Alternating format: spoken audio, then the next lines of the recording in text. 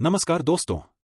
आज हम बात करेंगे बजट 2026 से 27 से जुड़े एक अहम विषय पर, पेंशन सुधार और एनपीएस यूपीएस को बढ़ावा देने वाले सुझाव जो एसबीआई रिसर्च की रिपोर्ट में सामने आए हैं। सबसे पहले जानिए स्थिति क्या है। भारत में आज भी पेंशन कवरेज बहुत सीमित है, खासकर जब बड़ी आबादी अनौपचारिक काम में है और नियमित पेंशन योजनाओं में शामिल नहीं है। इसकी वजह से रिटायरमेंट के बाद वित्तीय सुरक्षा एक बड़ी चिंता बनी हुई है। एसबीआई रिसर्च ने क्या सुझाव दिया?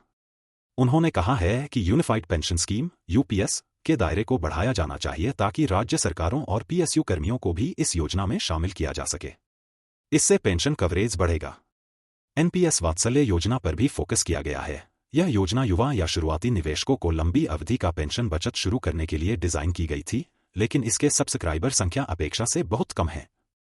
एसबीआई ने सुझाव दिया है कि इसे प्रोत्साहित करने के लिए टैक्स इंसेंटिव बढ़ाने चाहिए, खासकर सेक्शन 80 सीसीडी 1B के तहत।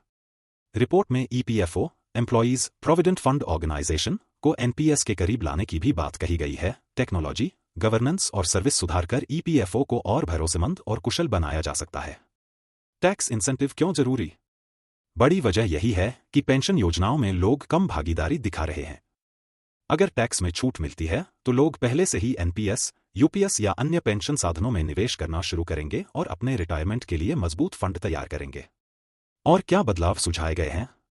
एसबीआई रिपोर्ट यह भी चाहती है कि टैक्स उपचार समान हो, चाहे आप पेंशन, एन्युटी या अन्य लॉन्ग टर्म सेविंग प्रोडक्ट में निवेश करें। इससे फैसले टैक्स फायदों के बजाय निवेश की जरूरत और उपयुक्तता के आधार पर लिए जाएंगे। बड़े प्राइवेट सेक्टर में एनपीएस योगदान अनिवार्य करने की भी सिफारिश है ताकि और अधिक कर्मचारियों को पेंशन कवरेज मिले।